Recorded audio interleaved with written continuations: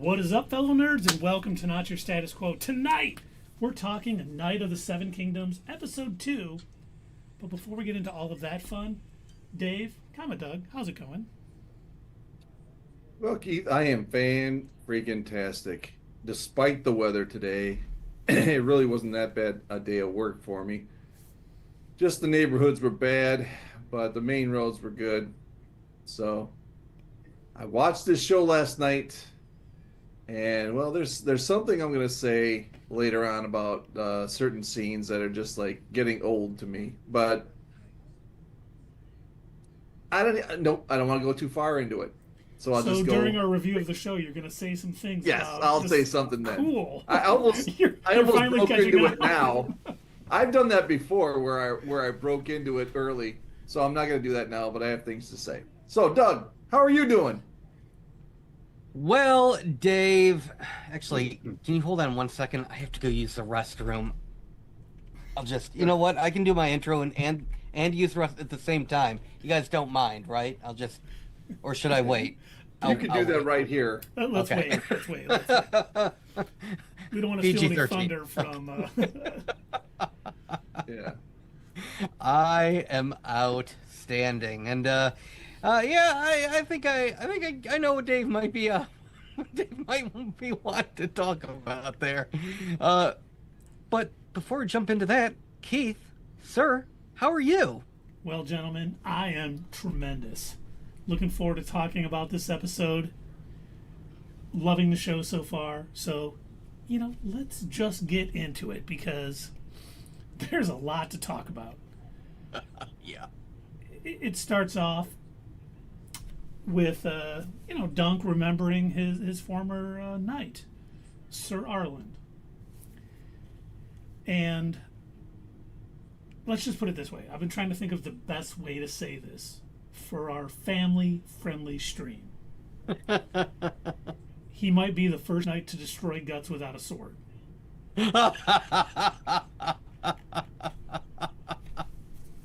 He had a fire hose. He was wielding quite the mighty sword. Yep, and if you want to know, that's what I was referring to. In the first show, in the first episode, we get to see somebody poop around a tree. And then the first scene in this show, we get to see someone's schwanz. And all right, I get it. You want to be edgy. Enough. Okay, I personally think that's enough. I don't care to see it.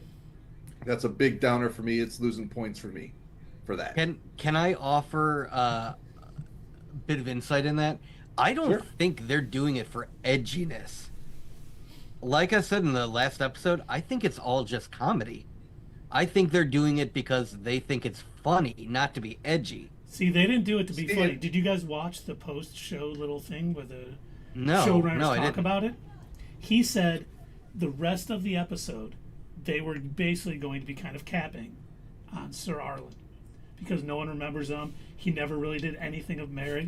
Dunk's having this sort of identity crisis. So it was a way to, show one of his good qualities. Show something positive about him like that. And then go on to the cap. I think they could have handled it differently. Don't get me wrong. That opening scene was his good qualities. Yes. It was basically showing something good about him. He couldn't even have sex with that. There's no way. There's no way. He can do it across the room. Yes, he can.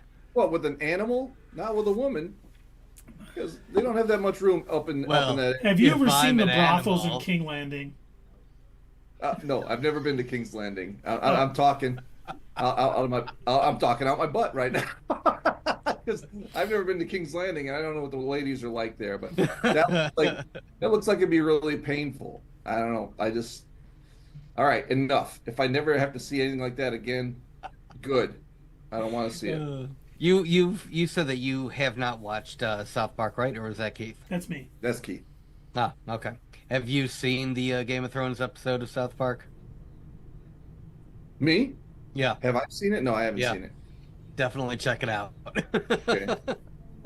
But on what you were saying there about the comedy, is that I didn't think this episode was full of comedy. I thought it was like the opposite of last week. I thought it was a little bit more serious.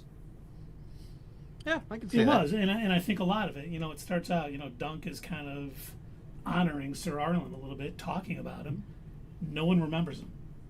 Almost nobody has any idea who this is. And it's almost like a gut punch to Dunk, because he's like, all those years of service and nothing, no legacy, no nothing. And I think he's starting to realize the gravity of, this situation. He kind of came in, just wanted to do the jousting. He is starting, we talked about how naive he was last week. And this episode went a long way to kind of getting him to understand a little bit of the actual politics and everything else that goes on, in Westeros. It's not just a fun tournament contest. It's all political. It's all what you say, what you do, and how you do it. Yeah, and I think, well, no, I don't want to jump to the end, but no, we don't do that here, okay? We have never once done it. We're not starting today. But the event just seems like a little more serious than I had pictured it being. Well, and we do end up, the Targaryens show up. The princes, which I believe it was Baelor, Maekar, and Aerion, and we do find out that what's his name's sons have went missing. We might have seen them before. Oh, yeah, but let's not get into that right now. Because I wonder. Too bad they don't have a poster that we could maybe help identify who one of the missing sons were. I sure hope they turn up at some point. His name was Aegon. I wonder if he has a nickname or anything. Aegon, Aggie. Egg. That sounds like Egg. No. You're right. Yeah, you know what? That is a good nickname. Ong.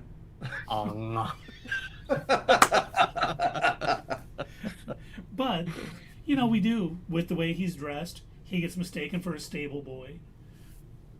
And he's like, no, I'm not, but he ends up taking care of the horse because he's really seems good a with bit animals. familiar, huh? Yeah. Considering that's exactly what he did in the first episode. He mistook Egg for a stable boy, and now he's being mistaken for a stable boy by a very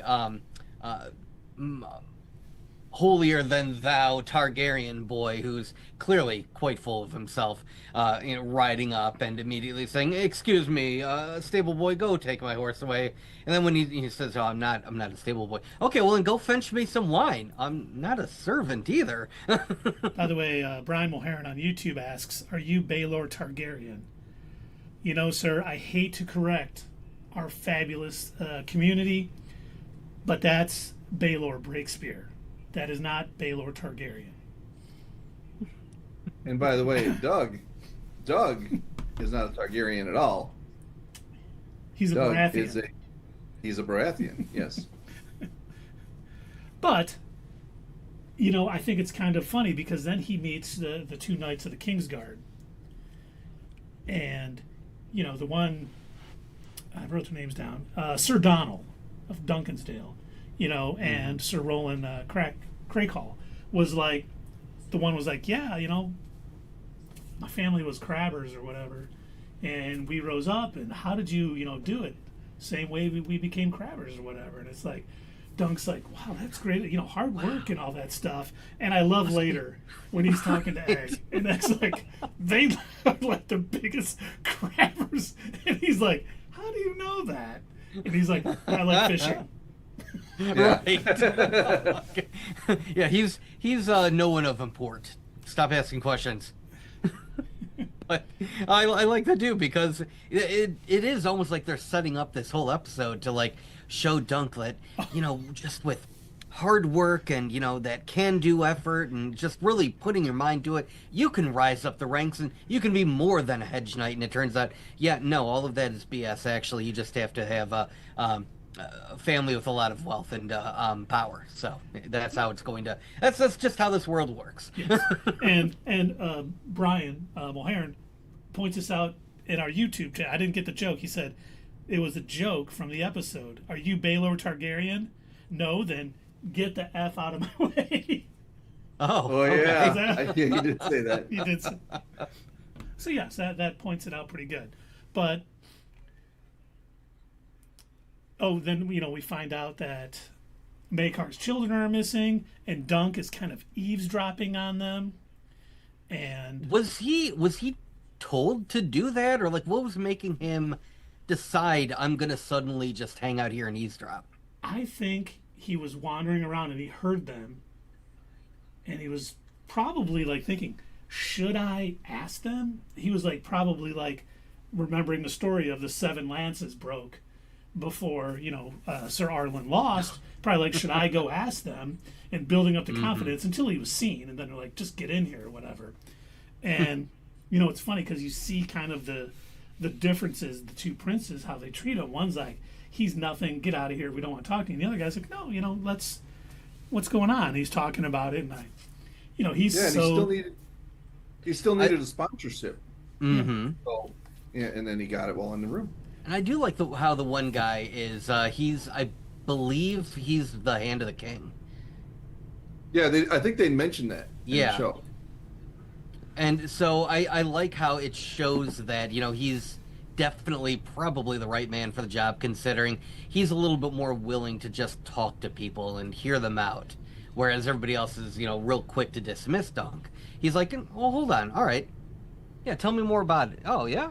Oh, yeah, that guy does sound familiar. Yeah, as a matter of fact, I remember him from this one tournament. In fact, can you tell me who was the lion again? the gray lion, yes. Yeah. And Dave, Brian wants you to know that you misspelled Sir. In Westeros, it's S-E-R. Let me fix that. Thank you. We appreciate that. We don't want any mistakes on our show. Yeah, I don't want to confuse anybody. Yeah, we never make mistakes here. But it is nice, Baelor goes out of his way to basically say, is this about getting on the lists? Well, let's make that happen, He seems like a very genuine sort of for the people guy. Like, he understands that, hey, and he might also understand, hey, we don't have dragons anymore. We probably need to rule a different way. Yeah. Maybe it's me. But I assume that's why they showed up to this tournament in the first place, just to, make sure it's known, hey, remember, Targaryens, we're still in charge, and we'll also be winning this tournament too. Yeah, we don't need dragons. We're still excellent knights, great on the with lances and everything else. So, did you notice how white our Kingsguard uniforms were? Those things were smoking. And then Dunk and Egg go back to another puppet performance, and about Florian the Fool. Mm-hmm. And Dunk decides to talk to the puppeteer. I think I wrote down her name as Tanselle, Tanselle. I don't know if that's right, but he's terrible with women. And to watching Egg's face that whole time was just cracking me up, because he's like, oh my god, you're embarrassing me. And he's trying to help him out. He's like, oh my gosh, dude. Egg was being like the ultimate wingman, like, oh hey, you know what? She might be a good fit for you, size and all. And oh, you think so? You're the perfect size for what, sir? For puppeteering. Yes, thank you, Egg, for puppeteering. But he does end up asking her because Baelor had told him, if you're not Ser Arlan's kin, you can't use his coat of arms. So he basically asks her to paint his own coat. And I liked it. It's the tree with the shooting star over it. Kind of, letting them know where him and Egg were at the end of the first episode. The more you know. And knowing I like that's what they came up with. I like that he included Egg in the decision making too, to come up with a sigil. That's basically reinforcing, like, look, I know I told you you're just going to be my my squire for the purpose of the tournament, but we know it's going to be longer than that. It should have just been a shrubbery. Yes, 100% yes. Should have been bush, all bush. He is a hedge knight, so. And Brian did say, well, I'll leave you guys to further discuss the horse prosthetic. Thank you. We have discussed that. I think we're done with that. Yes, we are definitely done. But Duncan and Egg are sitting enjoying a drink, which once again the banter between these two is just great because, he's like, I'm just not large enough. I'm not very large. I'm very small. And he's like, don't worry about it, because a lot of people say I'm stupid. And then he trails off. Yeah, that's it. Right. And what? Are you gonna share about how? Hey, his problems are my own. Right. Yeah. It's like, were you saying that to help me out? Like, what the heck was that, man? It felt like he was talking to Tavian. It did. The other day I was sitting on the couch. Oh man, it was funny because it's like you think he's gonna offer some words of wisdom and help build this kid up, and it's like, yeah, they told me I was stupid. Cool, and what are you? You think there's more to the story? What, I am? No. I am stupid. But then he gets drafted by everyone's favorite Lyonel Baratheon to join a tug of war. Amazing. This dude, I need him to be king. He's hilarious. He is. Will you come join me? Fight a war. But I'm a little thirsty though. You guys got this, right? All right. Outside of Steve Rogers, I mean Sir Dunkle the Tall. He is my favorite character. He's just having fun. He doesn't care. Wait, I need your help in a war. And it's tug of war, and of course, he's like, I'm thirsty. I'll be back in a minute or whatever. Poor Egg gets lifted off the ground. But that was smart of him to flip his legs up so that way he wouldn't cross that threshold. Yep. Well, they didn't win until Lyonel came back. So, he was the deciding factor. Yeah, he let everybody know they wouldn't have won without him. Mm-hmm. Honestly, that's pretty badass. It was it was such a good scene for a couple of reasons. One, it showed us Duncan Egg is obviously much smarter in his relationship. If he's looking for a father figure in Dunk, he's not getting it because he knows kind of how to treat people in a sort of one-on-one sort of type or a peer type thing. Him having someone who's looking up to him, he does not understand how to do yet. He's always had a knight to guide him and show him what to do, and he's still getting around this. And then you see, Lyonel Baratheon, who I assume is going to come and help Dunk if he gets in any trouble later on in the season, because he just keeps showing up and he seems to like the kid, probably because the kid is so naive and so honest and so green, behind the gills, that he's not used to that. Most everybody else, it's the Game of Thrones all day, every day, and this kid just is just innocent. He probably likes he appreciates the honesty, and he's not playing it. He's not scheming behind what he's saying. He's just honest. He probably appreciates that. Yeah, he's not, like he said before. Either they want something from me, or they're trying to take my head. And he realizes that Dunk is neither. He doesn't want anything from him, and he doesn't want to take his head. He was just there eating. What are you here for then? Supper? Yeah, hungry. He's like, that's awesome. But then, Dunk decides he needs armor, and he finds an armor smith, the best armor smith at the games, mind you. And, he doesn't have enough money to afford. Of course he doesn't. But, yeah, understandable. Then he kind of comes through on what he talked about in the first episode. He has to sell his horse to be able to get armor. So if he does lose in the tournament, he's not going to be able to get his armor back. But I noticed something when he was talking to Baelor earlier, and he said, and he also talked about how you didn't ransom back, his armor and horse back to him. You just gave it back to him, and that was a very kind. He always said you were the king of chivalry, or the height of chivalry, and what every knight should be. Yeah. And he wasn't like BSing him. Ser Arlan probably did say that to him, and it does sound, from what we've seen of him, it seems like he is that kind of guy.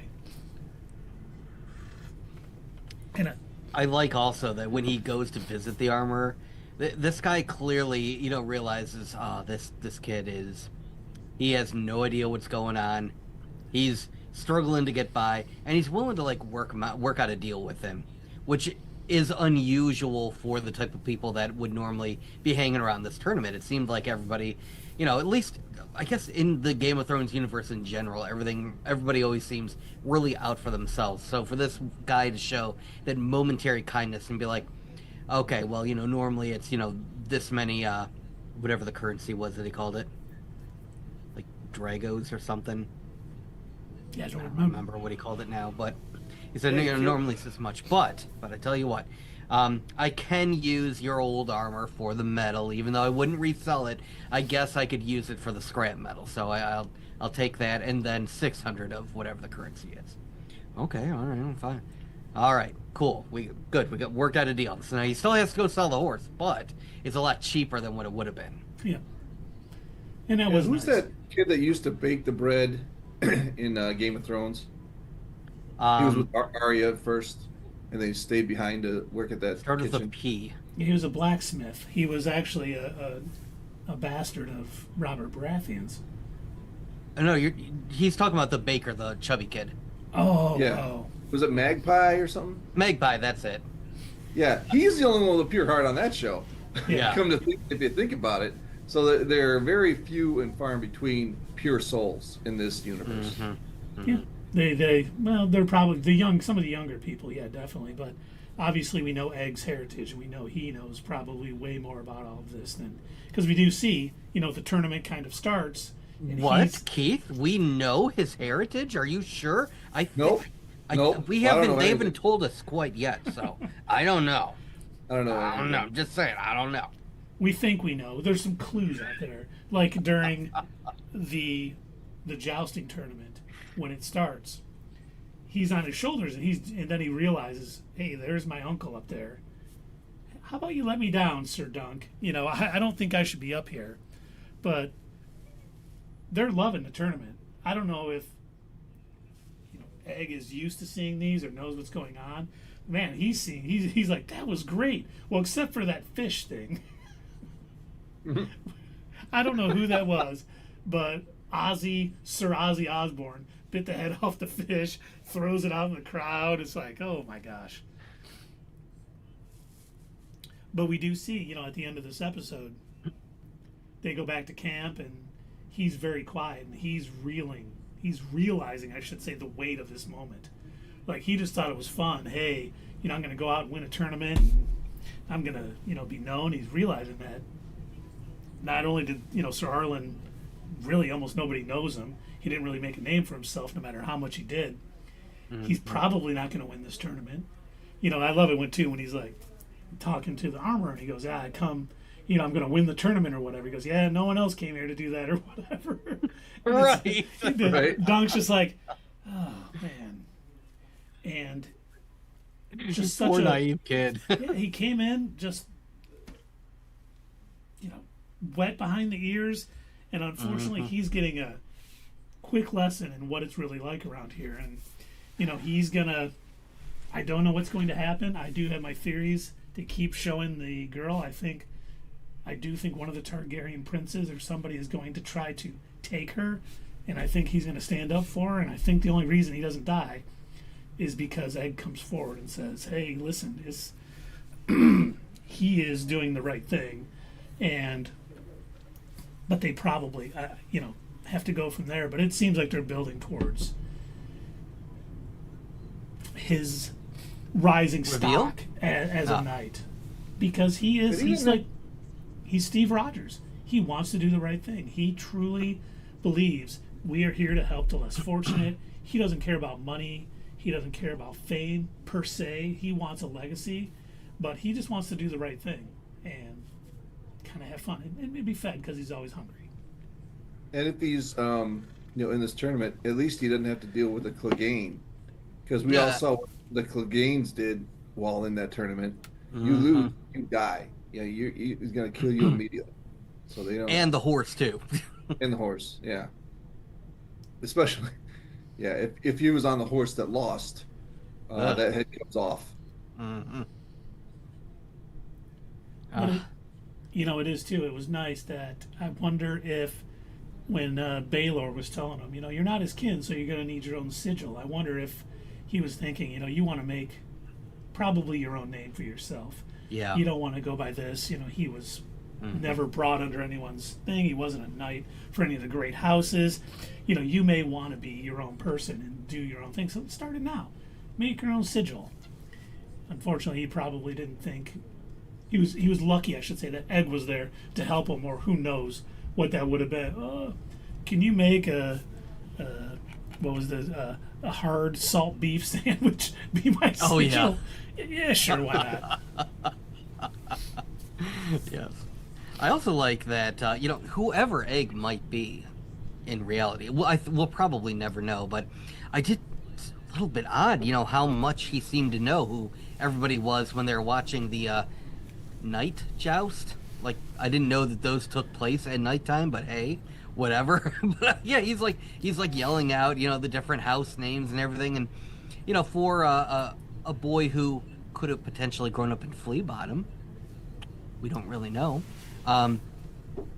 He seems to know an awful lot. He does. He knows a lot about all of the Kingsguard. He knows a lot about all the knights in the tournament. He knows how to talk to young ladies. He seems to know quite a bit. So he knows about the up and coming crabbing families and. Dude, and how old is he supposed to be? Though. Do we even know how old he is? I don't think we do. I don't know. So he looks like about 9 or 10, and if he's keeping all that information in, he's smart enough not to share that information? You know what I mean? So that people can figure out who he is. So I think he's smarter than his age, definitely. No, he definitely is. And I think that he only occasionally he feels comfortable with Dunk, and that's why it comes out when he's talking to him. Because when other people are around, he's pretty quiet, doesn't really let out all of the knowledge. But with Dunk, he seems to be. They have a kinship, the tug of war they were in. All the things. It's kind of bringing out a certain bonding between the two, which, he even asked, hey, can I still be your squire after the tourney? And, Dunk went from don't come with me, you're not squiring for me, just for the tourney, to kind of now like, I think we can do that. We'll see what happens. Well, not to mention, Dunk's pretty naive, so I think Egg knows that he can be like, I can tell him whatever, he's not going to catch on. I could have swore a couple times in the episode he called himself Duncan as well. Did he? Yes, he does. Was that just me? Okay. No, he does. Being of a proper, supposedly, possibly of a proper house, he probably uses the longer name instead of the nicknames. Sir Duncan the Tall. Yeah. Sounds a lot better than Sir Dunk. Sir Dunk the Donut. Teeny tiny tangent time.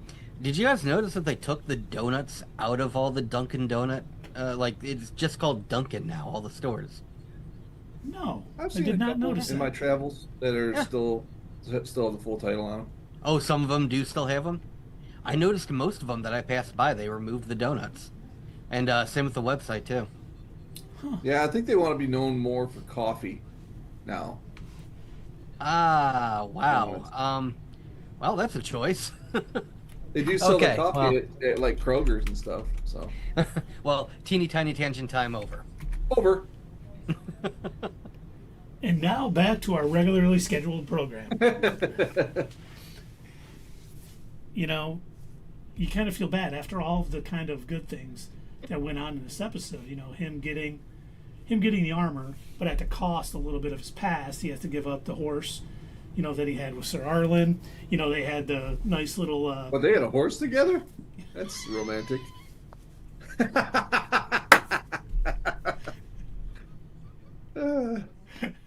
And with Lyonel Baratheon winning the tug of war, and his fame of Sir Duncan the Tall might be traveling. To see that end scene where he's kind of just sitting there quiet, whittling, like understanding the weight of this moment, and basically what his life as a knight is. It was kind of like oh man, they're going out on kind of a low emotional point there, but it hit. I thought it did good. This is not the stakes that we saw in Game of Thrones. It's not the stakes we're seeing in House of the Dragon.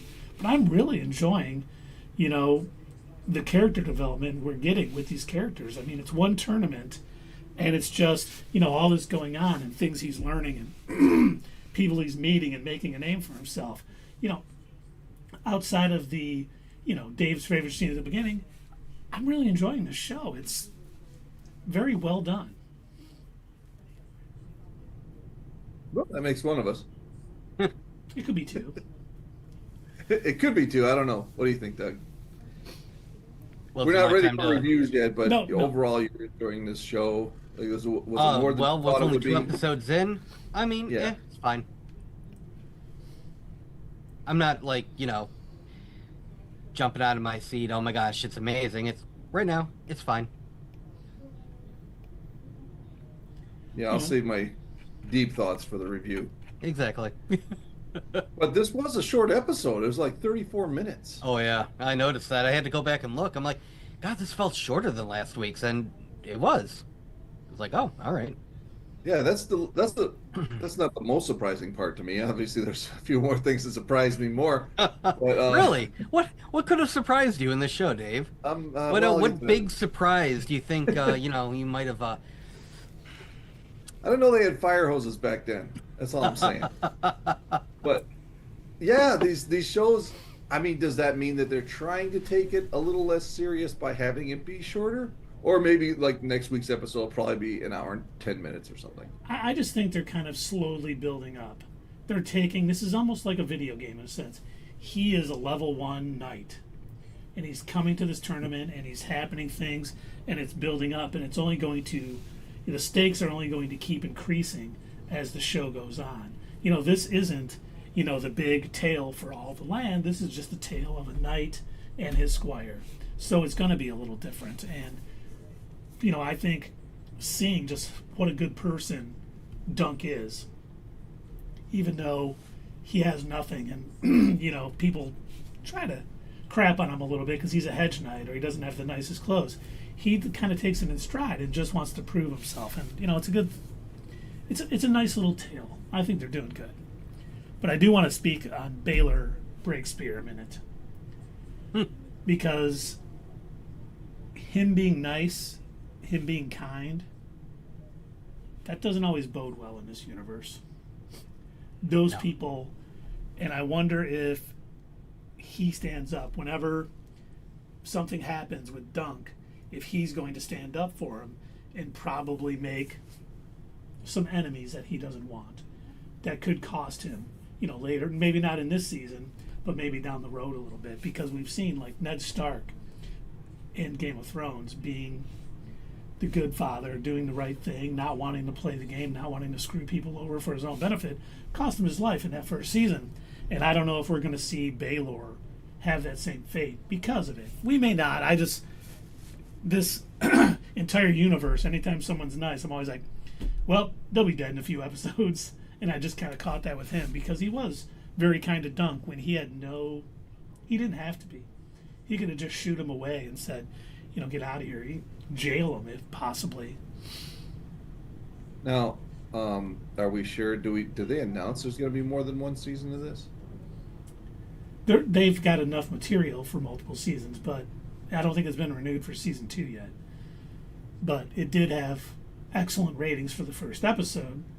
But we'll see if that carries over because this is definitely a lot different than I think Game of Thrones and House of the Dragon fans may want. We'll see if it keeps its audience, coming up. Yeah, there were a couple of shows out there that had a promising first episode that kind of failed. One I could think of off the top of my head was The Acolyte. That did really well in its first episode, I remember. I do not think so. Fell off there. I remember us talking about it. Like it had like 4.5 million views or something like that. Oh, you mean like viewership? I was gonna say like content-wise, I did not think the first episode was that good. No, not content-wise. I don't count tuning into the first episode as anything because what are you basing it on other than whether you're hyped for this this particular show based on a minor trailer or just the title? There's nothing to go off of. So well, I don't think there's anything to go off of the first episode, but you need that baseline to see how viewership goes after that. If viewership starts tanking, how it goes after that, yes. But I would never say that a first episode of a show is good because it had a lot of viewers. You'd never say that? Never. Well, it's what it sounded like you were implying. No, that's not what I was saying. Just saying that first ratings on a first episode don't really mean anything. Especially on a Star Wars show. A lot of people tune in just because it's Star Wars. The real gauge is what happens after, and I think we know. Right, that's what I was trying to say. Yes. Speaking of Star Wars, Andor was not getting a lot of views in the first season until about midway through when people started talking about it. Yeah. So that stumbled out of the gate, but it finished strong. Oh yeah. It didn't limp back to the barn. No, it flew in a turbo powered X-wing. And still, side note, tangent time, I guess.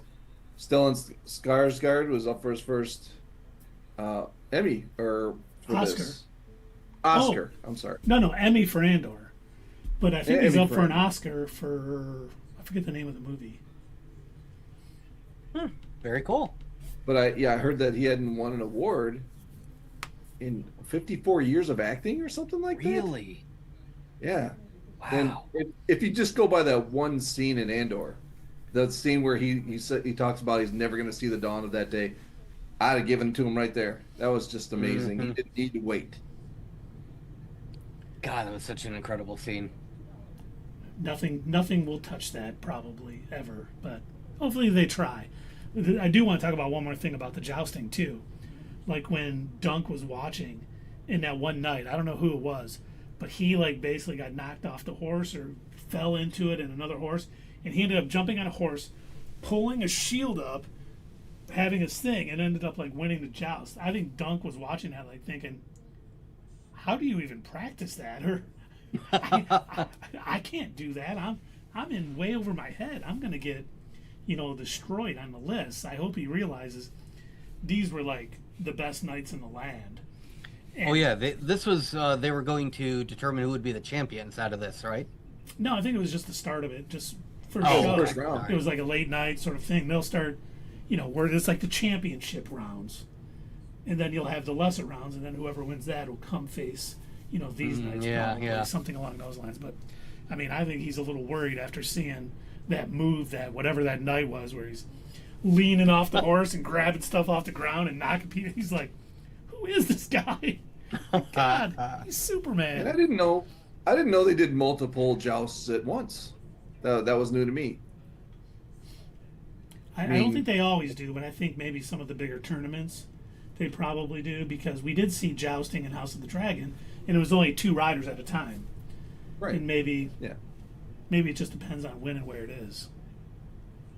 I thought it was weird too, Dave. I was watching wow, they got 6 of them all lined up, huh? I was like, that's gonna get messy. That's what I thought. And it did. You were right. I was right.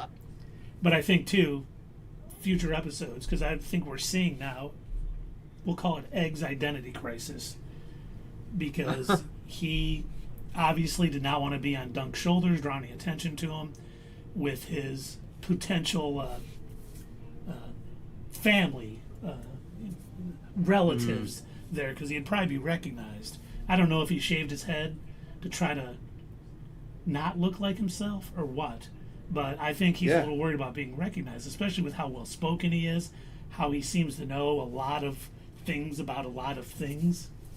People, if he slips up in front of the wrong people, word is going to get back. And I think that's going to build up the more he gets comfortable with Dunk and almost lets down his guard. Yeah, if he was up there with the white hair just flowing, they would have spotted him immediately. And I can't wait to see more of Lyonel Baratheon. I hope him and Dunk, there's some contest of combat or something, some trial by combat, and Lyonel and Dunk fight together. I hope they don't have to fight each other. I also hope Lyonel, calls for a timeout for the joust. Timeout real quick. I'm thirsty. Bring me the wine. Right. You really shouldn't drink and joust, sir. Yeah, whatever. You do you, I'll do me. Right. I'm a Baratheon. Okay, we can continue now. And I do wonder if we're going to, because I kept saying, I rewatched episode 1 again, just because I had some time and I wanted to watch it. And I wonder if, I think his name's Daron. Egg's brother. To do run. Met him at a party and my heart stood still. To do run, to do.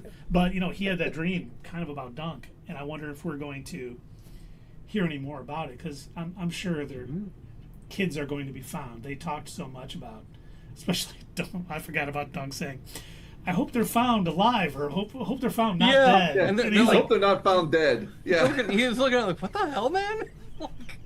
How dare you say that? Who says that? Right. But it'll be interesting. I was waiting for him to be like, you better hope he's not found dead. Yeah, now that you said that. Right? And Cajun's Blurred Eye is out in the YouTube chat. Welcome in. What's up? Good to see you. We're just talking a little bit about A Night of the Seven Kingdoms. Don't know if you've watched it, Game of Thrones fans, but let us know what you thought. And that's about all I got. Oh, did you see that Don't Eat Me Cows is on Twitch? I did not.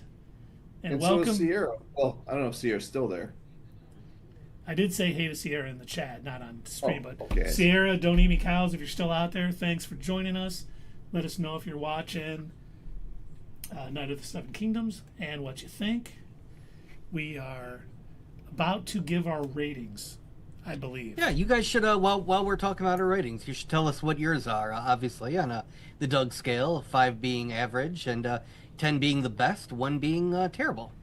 Oh, so just so you know, hold on 1 second. Oh, Jason Deerham said they would never wear masks like that for jousting. The real ones just had 2 tiny slits to see through because of all the splinters flying through the air. Yeah, but, they're probably giving a little realism away to, add a little bit to the different knights who are in the joust. It's all for television's sake. And Brian Mulhern is back. He said, I thought jousts were conducted on flying ostriches. My whole childhood was a lie. That and on a field of quicksand. What even is life anymore? And Cajun said, I'm actually up this time. I'm normally in bed by now. I don't have to get up so early tomorrow. Well, fantastic. Ooh. I'm glad you get to sleep in a little bit tomorrow. Hang out with us for a bit. Let us know. And then... Jason when they started this thing, when they started the competition, did they say, surely you joust? Don't call me Shirley. Surely you're not serious. Of course I'm serious. Surely. Don't call me Shirley. Surely you joust. Oh, no. I'm serious. And Jason, did Ser Arlan show the hard salt beef at the beginning? Well, that is one interpretation. Yes. I don't know if the first adjective was correct, thankfully, but... Oh, we got a rating. Ooh. All right. Bobcat Driver, much stronger episode than episode 1, in my opinion. Episode 1 was probably a 7 out of 10. This is probably an 8.2 out of 10. That is along the lines of what I'm thinking, too. I really enjoyed this episode. I thought it went to a lot. But, Dave, why don't you kick us off? Okay, well, I don't share that opinion. I don't think it's going upward or downward. I just thought it was kind of blah. I think Doug said the same thing when we first started. It's just like it's not grabbing me yet. I hope it does. It's just not. I mean, and a great way not to do it is that opening scene. That really, I was like, all right, I get what you're doing. Stop it. Enough. Okay. It started to bother me. They didn't even do that in Game of Thrones. They did some stuff, but they didn't do stuff like that. And it's okay. I don't know. I guess I'm going to let it go. You guys know I don't like it. As you far as the character, quite a bit. Ouch. It was a Brian Michael Bendis filler issue. Well, the character development that Keith was talking about, he wasn't as funny this episode, and he went Dunk, that is, and he was establishing friendships, I guess you could say. He was talking to everybody. He was a social butterfly. He has to get out there and speak to people in order to get what he wants to do. His talk with the armorer, he talked enough to the armorer to make him feel sorry enough for him to get him a discount on his armor, stuff like that. He's easily relatable, and I don't know, nothing else really stood out to me about the show except things we already discussed. And I like it when Keith walks us through sometimes, because sometimes the little things are kind of forgettable when I'm having trouble getting into the show, and that's what I'm doing here. So this week's episode, I think I gave last week's a 5.5. I'm going to stick with a 5.5. It needs to grab me a little more. This is not. It could be part my fault. It's not what I'm expecting out of a Game of Thrones show, but you can tell a story in a different way and still grab me, and it still hasn't grabbed me. So there it is. And I kind of see it differently. I see it a lot like Bobcat Driver. The first episode establishing him as a new knight. He's no longer with his own thing, and this went a long way to him being completely out of water, out of his depths, not knowing what's going on, doing his best, and basically his honesty and his naivety sort of got him through it all. It was kind of, people looked at it like, oh wow, this guy, he's all this. I've mentioned him being the Steve Rogers. He is a guy who he won't be able to stand down if anything's going on. And as I'm watching him and he's talking to Egg, and Egg wants to help him so much, and they just have this wonderful banter because Egg's used to talking to probably princes and kings and the Hand and all this stuff, and he's talking to a hedge knight who basically lived and slept under trees most of the time, didn't have a roof over his head because the knight didn't have it. I see it, and I hear him talking, I hear him wanting to have a legacy and see all these things, and I'm like, this is fantastic. We're building up to something. It'll get into the Game of Thrones-y type stuff, but he's not there yet, and they're not racing to get there, and I appreciate that part of it. I like seeing this stuff. I like seeing the banter. I like seeing him making friends with Lyonel, with the armorer. People realize he's not a normal knight in the sense that, he's very new to it. He doesn't understand the game, and they almost feel sorry for him because he's so nice about it. And I enjoy seeing it because we're going to see that change probably. And he's still always going to be honorable, and he's still going to be what he's talked about, Ser Arlan said he should be. But he's going to learn more about society. And that's what it's going to be season 1 is about. It's going to be him growing, leveling up as a knight. And then as future seasons go by, it'll keep, ramping up the ante. Not everything can be for the fate of Westeros and, for the fate of the Targaryens. So it's doing a lot. It's a smaller story that's going to build and build. And, I think I gave the first episode a 7. I'm going to give this a 7.8. It's so close to being great, but it just needs, and I think it can get there with future episodes. I think it's handling it at the right pace, but it's so close to me to being great. I'm loving it. Ba-da-ba-ba-ba. Yeah, I don't know how exactly. We're only 2 episodes in, so I don't really have much to gauge it on, much to compare it to, other than the first episode, or if I really wanted to, comparing it to other spin-offs of Game of Thrones, which you all know that I love. Game of Thrones, the only 5 seasons that they made of it were pretty good.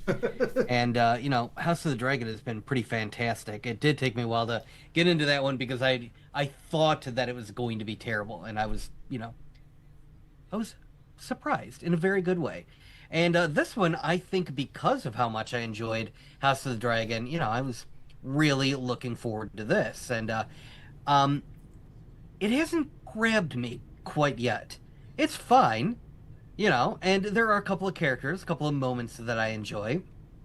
In this episode in particular, I know that you both said in the beginning that you didn't really, you felt that it had kind of strayed away from the comedic elements. I don't think so. Like, I was still picking up on a lot of what I would call punch-up comedy, where you can tell, like, they had a script and then they brought somebody in to add comedic elements throughout. And I was noticing some of those where they're, in what I think they're more present in this show than they were in House of the Dragon. So, like, if they, our opening clip show, as an example, he's talking about in high regard. He's talking about Ser Arlan. He's like, oh yes, he's a good man, and you see him, singing on his horse as he's about ready to fall off. You see this Dave's favorite scene in there and everything, and it's all supposed to be for laughs. And then later on, we get the we get him trailing off in his conversation with Egg, and he's like,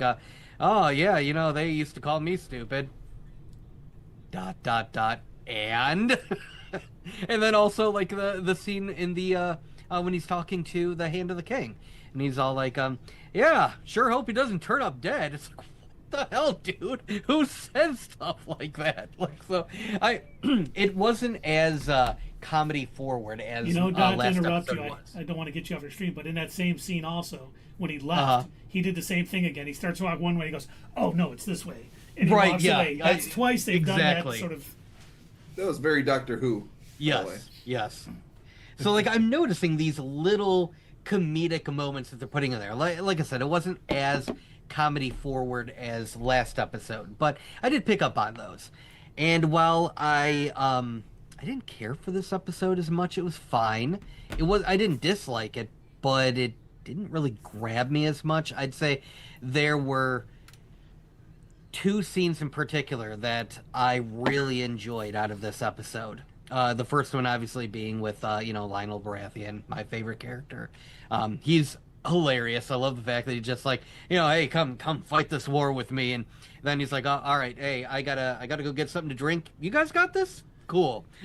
He just takes off for a minute, comes back to win the whole thing. Hilarious. But then a very heartwarming scene. I like the fact that he and Egg came up with their new sigil together, and I thought that was really nice.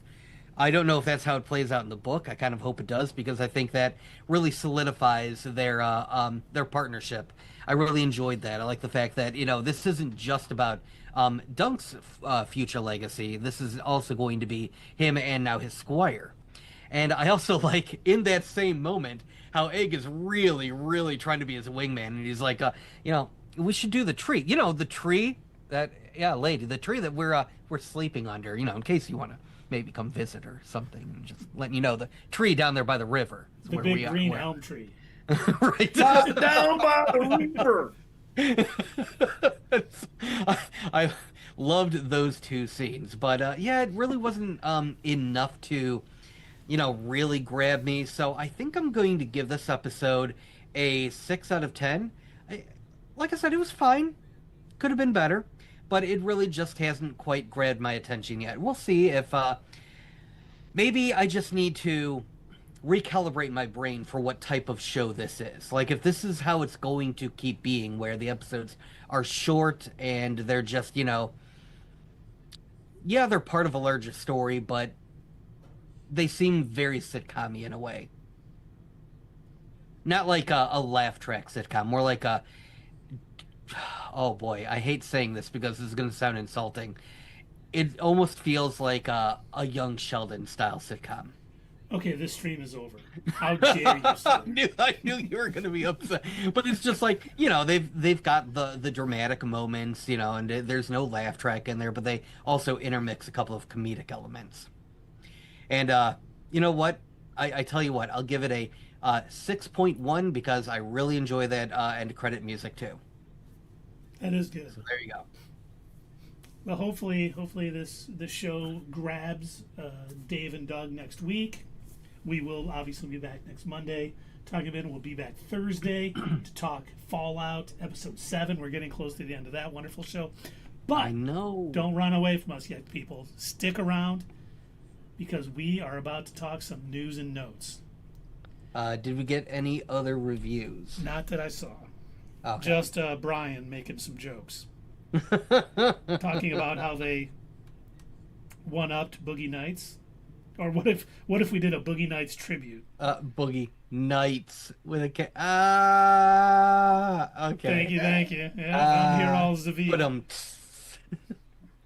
and they don't mean dancing; they mean boogie. That's right. But Jesus, Dave. We're here for a while more. If you want to give us your, ratings for episode 2 of A Knight of the Seven Kingdoms, please do. 1 to 10, 5 being average, the Doug scale. Let us know what you think. But now we got some Marvel Studios news and notes and rumors and whatever the heck else it's going to be. This first one we've talked about before, and it's coming up again, and I kind of hope it happens. Marvel Studios is reportedly considering making Avengers Secret Wars a 2-part film. I think they should. Yes. I think there's way too much material to try to cram into a 3-hour movie, and I don't want them to make a 4.5-hour movie. Break it up. Do it. You know Disney wants that money, so make 2 Avengers film, and then you'll be all right. Yeah, I wouldn't be mad at that if they announced that they were going to break it up into 2 films. I'd probably be like, yeah, they should go for it. I'm not mad at that. I would be mad if it was artificially extended. It didn't need to be 2 films, and they did it on purpose just to make money. No, I agree. Yeah, Secret Wars is a big story. I'm with you on the if it's a great story like Endgame or something, and it needs the time. Yes, absolutely do that. But if it's more like The Hobbit type of thing, don't do that. Yeah. Don't. Agreed. And Cajun says, I'm down for that. It needs to be 2 films. I mean, if you've read the limited series, both the one in the 80s and Hickman's from the 2010s, it definitely, if they're going to do it right, it probably needs to be 2 films. And the thing is, they start filming this summer. So if we're going to get any actual official word, we'll probably get it relatively soon. Because I would assume they would have to know, hey, we're breaking this up into 2 films before cameras start rolling. So hopefully we hear something soon. But we also have a little rumor about who will appear in Avengers Secret Wars. This is via Daniel RPK. Thanos will return for Avengers Secret Wars. Why not? Yeah. Now here's one I didn't expect. And this is also... Oh, just nothing more on that? Just that's it? Yeah, Thanos will be there, supposedly. Okay. Well, I want to know from you, Keith, BS or not. I think it's true. You think it's true? Yeah, I think they're going to try to tie the Infinity Saga with the Multiversal Saga to get that strong box office back that they've been missing for the MCU. So I think it's 100% true. See, I can't get excited about it because I don't know the context. Sure, I love the character, but what's he going to be doing? He'll be in the background. Hey, guys. Hey, guys, I'm going to get some pizza. You want anything? Wait, is he going to be like Chunk from the Goonies? Hey, you guys! But waving the Infinity Gauntlet. Yeah. Look what I got. Dr. Doom's like, no, you don't. Now, this other one, there's 2 parts to this. First one, I'm like, yeah, this makes sense. A new Black Panther will reportedly be introduced in Secret Wars. Okay. Marvel Studio has met with actors for the role. One of those actors, supposedly rumored to be Aaron Perry, Jon Stewart from Lanterns in the DCU. Okay. Okay. He definitely has the acting chops. Yeah. I don't know if they're trying to steal him from the DCU or what's going on, but and there were some others too. But I thought trying to lock that down just in case. Exactly. And then this is the last Secret Wars one, and I bring this up because this is another. Is this BS or not? Okay. Marvel Studios will make Emma Stone's Gwen Stacy an important character in Avengers Secret Wars. Does that mean Emma Stone's going to be playing her? Yes. Okay. Huh. Why? Yeah. Okay. I can't figure out a story point that would make Gwen Stacy an important part of something so grand like Secret Wars. She's a great character, don't get me wrong, and Emma Stone did a great job. Yeah. I just don't see how it fits into this grand story of Secret Wars. See, I would call that and pretty much every other rumor that claims that the majority of Secret Wars is going to be about the Raimi Spider-Man characters or um, was it Mark Webb? I think he directed the Amazing Spider-Man movies. Yeah, yeah. But yeah, like any of these rumors that say, oh yeah, we're gonna get Gwen Stacy back, or we're gonna get Dr. Octavius back, we're gonna have so and so return as Sandman, and it's like, yeah, but why? Why are you all trying to turn this into like another Super Spider-Man movie where we've got all these? Like, I get that you enjoyed that movie, but go watch that movie. You don't need to keep, bringing those old movies into these ones. Like, I would call BS on that. Because, like you said, Keith, I don't know what the story point would be. Yeah. This is the launch of the Sinister Six, Doug. Don't you get it? Well, I mean, they've been trying to do that for a while, so why not? Brian out in the chat says, spoiler alert, Madam Web guests on Wonder Man. Oh, hell yeah. I know what you're trying to do. Brian, stop it. He's trying to get me to watch it even more. You want Doug to watch Wonder Man even harder than he was going to watch it. Probably a better way to say that. No, I heard you said I heard right. Ben Affleck's going to be on there, Keith. I heard Ben Affleck's going to be on there as Daredevil. Well, and as Brian says, and rumors of Morbius too. So he got Doug and Dave all fired up for Wonder Man now. And Kagan says they should have recasted Black Panther a long time ago. Yeah, I agree. They should have.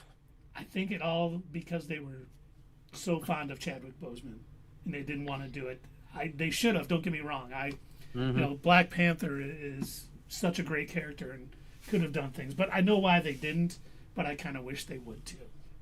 There's a lot of things that they, should have done at different points. We said that about the Black Widow movie. Should have been done way longer before than it actually was, and it also maybe they just shouldn't have done it at all because it was also terrible. Terrible is kind of a strong word. It was Wonder Woman 1984-esque. Don't know, it was not.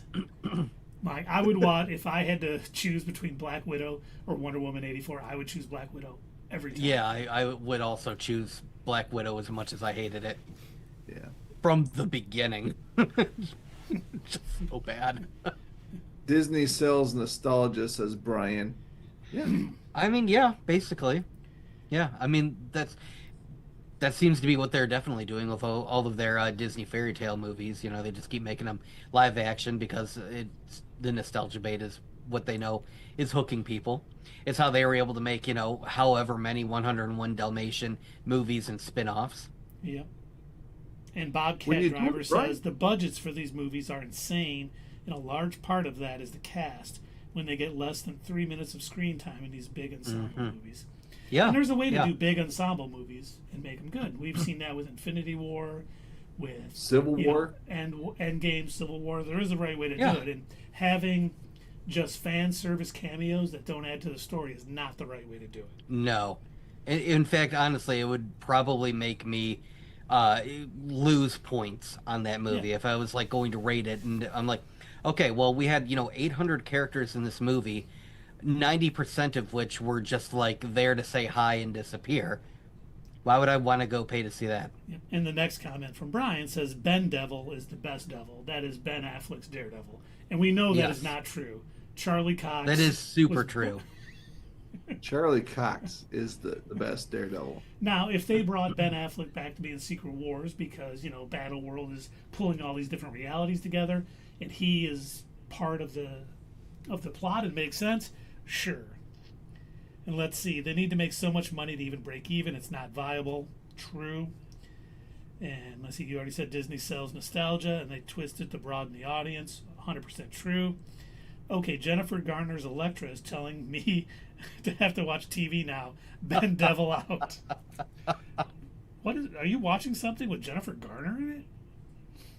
I mean, if Jennifer Garner says, hey, let's go watch TV, are you going to say no, Keith? No, I would. It's a Capital One commercial. That's what it is. Yeah. Or he's watching Daredevil or Deadpool and Wolverine. I almost called it Daredevil and Wolverine, which I would love a Daredevil and Wolverine movie, don't get me wrong. But this is not it. Okay. The next rumor, once again from Daniel RPK. Daniel RPK was very busy with all of his news and rumors. He is reporting that Spider-Man Brand New Day is even going to have more villains than's been already reported. And all I'm going to say about this, I hope it's a part of a montage at the beginning to catch us up on the years that have passed since No Way Home till now. We don't need 75 villains attacking Spider-Man at one time. Do we know who is going to be doing the majority of the writing and directing for this movie? Is it going to be handled by Disney's people or Sony's? It's Disney's people. Okay. Then I'm sure it's probably a montage. If you were going to tell me that Sony was taking more creative control, then it would definitely just be more villains. Which, you know, if we get a nice little thing, like I loved on the Fantastic Four movie, like when we saw, you know, Red Ghost with his super apes, just in a little brief exactly. thing. We know him from the comics, so it was good to see. It was a nice little touch. You know, hearing Diablo, things like that was good. They handle it that way, I'll be fine. We don't need it to be super cluttered with, you know, 25 villains trying to attack him at once. There's hopefully enough going on with Punisher and Sadie Sink's character and the Hulk and, you know, Tombstone and everybody else that's going to be in this movie that, you know, don't get crazy with the cameos. Now, unfortunately, I have a bit of sad news. Oh. So, Hawkeye producer Andrew Guest, who was also producing Wonder Man, at the Wonder Man premiere the other day, confirmed that no season 2 for Hawkeye. He said the timing just didn't work out. It's a shame. That was a really good show. If they had a good enough story, they probably would wait. And it has to fit, too, where they're at. So. Yeah. Yeah. Well, I don't know. They do kind of bounce around sometimes. True. As far as like wasn't Guardians of the Galaxy something? One of those was in a different time. It actually came before. If you watch the timeline compared to when it comes out. Right, like So Guardians 1 and right 2 happened right after each other. And some of the movies that came out before it did. I just wonder, too, if this is something that they're looking at. Like, they have a story to tell with them that they can tell post-Secret War. There's no need to rush the show. They can maybe bring it out. Who knows? Oh, and Cajun says Capital One for Jennifer Garner. Isn't that what I said? No, I don't know. I said Capital One. Yeah, I did. I thought you said so. Okay. And Bobcat Driver said the cameos in No Way Home and most of the ones in Deadpool and Wolverine worked so well because they enhanced the thematic weight of those movies and served as a central narrative purpose. Yes, 100%. And that's all we're asking, is that have that same carry on for cameos in the future. Don't make them be just cameos for the sake of cameos. I still laugh when I watched Deadpool and Wolverine again a couple weeks ago, and them having no inkling that Blade, Wesley Snipes, was going to be in that movie. When he jumped out, I was just like, oh, wow. And then, of course, cursed Mashallah Ali's Blade movie by saying, I'm the only Blade and the only one there'll ever be. You cursed us, Wesley. Why?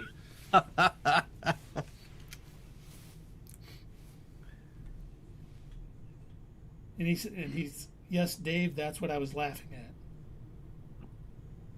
Oh, okay. Oh, you did say, okay, got it. Do you have any more Marvel news? Because I have a guess at what it could be. Okay, we have 3 more Marvel newses and rumors. Does any of it involve Mark Ruffalo? No. Oh, okay. If you're gonna say that you heard he got fired from Marvel Studios, that is not true. I heard it was a rumor. See, we do news and rumors. Yes, so I know. That's the rumor I heard. That was a fake news story that was passing along Facebook and a few other places. Was not true. He has not been fired. Nothing he said at the Emmys or Golden Globes, wherever he was, about anti-ice remarks has cost him his role in the Marvel Cinematic Universe. And good. It shouldn't. That would be absolutely ridiculous. Now, are you ready for another Daniel RPK rumor? Yep. Always. A Scarlet Witch project is in development at Marvel Studios for the Mutant Saga. And it hasn't been confirmed that Elizabeth Olsen will reprise that role. It hasn't been confirmed that Elizabeth Olsen is going to reprise her role as the Scarlet Witch in the Scarlet Witch movie. Yes. Because it's post-Secret Wars. They got to recast all that. They don't have to recast. They can.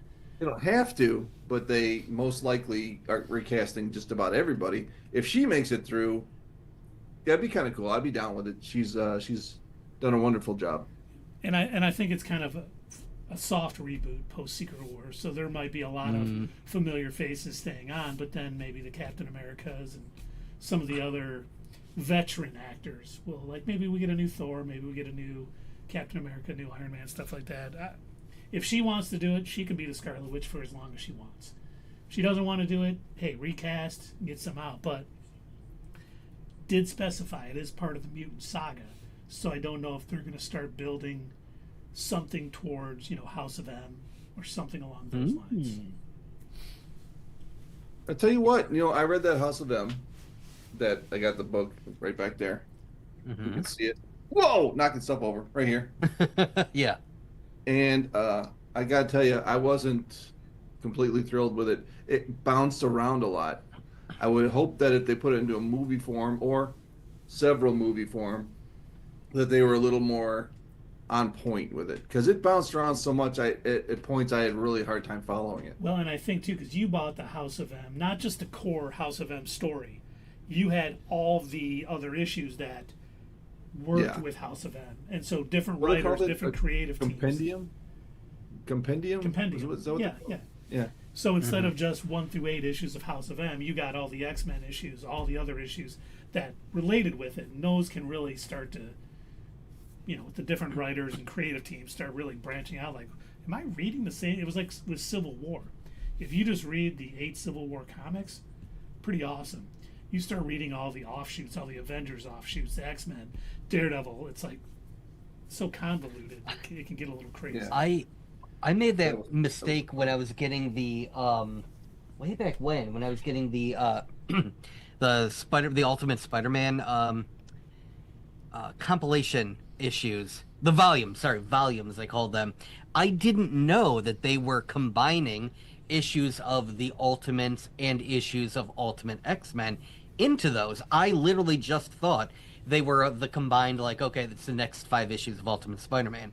And I felt the same way that you're describing, Dave. I was reading, like, one of them, and there's this whole issue where Spider-Man isn't even there, and it's like it's like Shadowcat and a couple of the other mutants, and they're hanging out on some, like, island where humans hunt mutants. I'm like, wait a minute, what am I reading? Where's Spider-Man?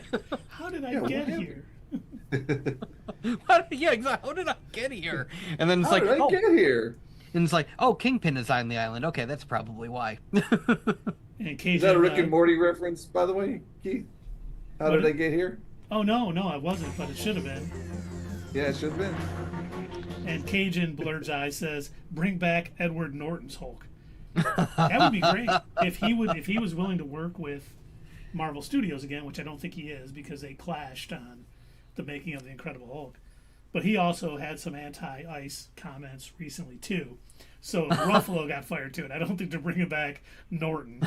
Edward Norton. But he was great. I mean, he obviously liked the character, and he did a great job. Now, next little bit of news. Daredevil Born Again Season 3 begins filming in March. Oh, wow. They're already going to start filming, huh? Season 3 is going to start filming when Season 2 comes out. Nice. And they are trying to make this a yearly thing. So as long as Daredevil Born Again is a series on Disney Plus, they're going to try to make it come out yearly. Thank you. Keep the quality up, please. But yes, keep it up. And our old friend, Daniel RPK, is reiterating a thing we've heard before. The Hand will play a role in Daredevil Born Again Season 3. We've heard they're playing a role in Spider-Man Brand New Day. I'm hoping the fact that if they're in Daredevil Born Again Season 3, we're going to get a nice Daredevil Spider-Man team-up, possibly in the next Spider-Man movie. Please make that happen, Marvel. Use your hand and make it happen.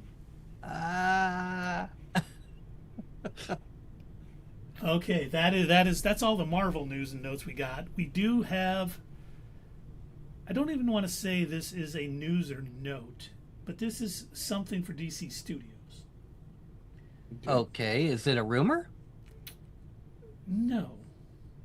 Okay. So Tom King, DC comic author, writer, who is working on the Mr. Miracle animated series and has been helping DC Studios with a lot of the writing and is like a producer and stuff. He commented on the actor playing Darkseid. He doesn't like him? He said, that is not who I expected, but that is Darkseid. Oh, okay. So casting news.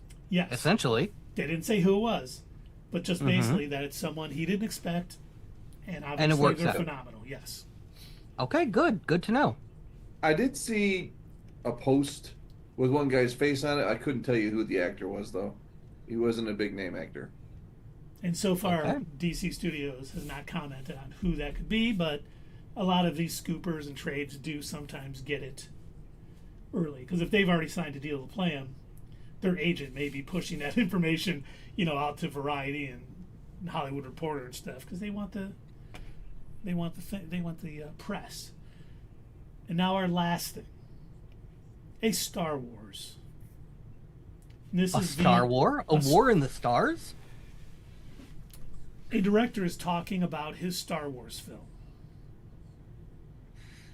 Taika Waititi says he wants to harness a little more of the fun from the original films. The stakes are very high and there are serious things going on, but there's also a lot of fun to be had. No, thank you. I'm good. He tends to get carried away. Yeah. With the fun. Yeah, I would need him to tone down his fun if that's what if he wants to make it. I agree. Star Wars can and probably should be fun. Not everything is going to be Andor, but also, please don't make it Thor: Love and Thunder. Yeah, Thor Ragnarok did a good job, which he didn't write. He just directed. And then he wrote and directed Love and Thunder. And whoops. Themes were all over the place, and it was getting a little too silly at times. But maybe he learned his lesson. I like some of his films, and I like, the Mandalorian episodes he directed. I liked, I enjoyed. I didn't think he went too far in a comedy, but it was there, so we'll see. And Cajun has to run. Thanks for watching. We'll hopefully see you again. Hopefully you get to sleep in for a little bit. And that is all we got, gentlemen. That is all the news and notes from around the nerd sphere. Thank you for watching. Should we find somebody to raid? No. Nope, we're not raiding tonight. Peace out, everyone. We still got Bubble playing Fallout 3, but that will save Fallouts for Fallout nights. I think that's a good idea, yes. Yeah, I agree. Let's see. What's Highguard? I don't know. It's a brand new game that just came out. I think it dropped today. Well, I got someone playing named Cartoons playing Highguard. I see somebody named Marzi playing Highguard.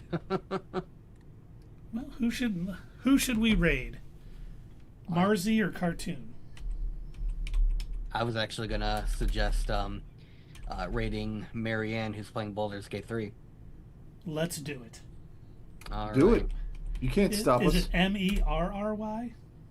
No, hold on. Let me. Oh, thank you, sir. Thank you. I'll just copy it and make it much easier.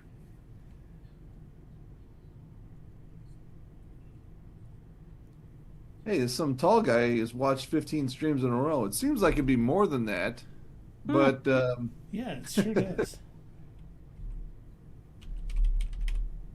All right, you got it? Got it. The raid has been Excellent. created. All right. for those of you wondering, what are those nudes doing? What are those nerds doing over there just talking about raiding and then wasting all this time trying to find somebody? Well, it's a little something we can do over on Twitch. Can't quite do anything similar on YouTube because it's two different platforms, right? Twitch, you got a bunch of people that are all streaming at the same time. Everybody is live. It's very easy to find somebody else to kind of keep the party going, so to speak. So we may be done here at Not Your Status Quo, but we're going to go hang out with our friend and watch Baldur's Gate 3 happening over on Twitch. Now, if you're watching us on YouTube, thank you so much from the bottom of our hearts. It means so much to know that you're out there, spending your time hanging out with us, getting in the chat, talking with us. But if you could, make sure you like that video, subscribe if you haven't already, and keep on talking to us. We want to hear from you. So get down to those comments down below. And as per usual, we'll see you next time. In fact, this Thursday, right here on Not Your Status Quo. Hey fellow nerds, I hope you enjoyed this video, and if you want to see more of this stuff, make sure that you check out our Twitch stream. We try to do these live Sunday or Monday nights, 8 p.m. Eastern Time. Keep an eye on our social media to find out when you can join in live and chat with us during these live streams. Also, as usual, don't forget to check out our other social media. Add us at Twitter, comment down below, and we'll see you next time right here on Not Your Status Quo.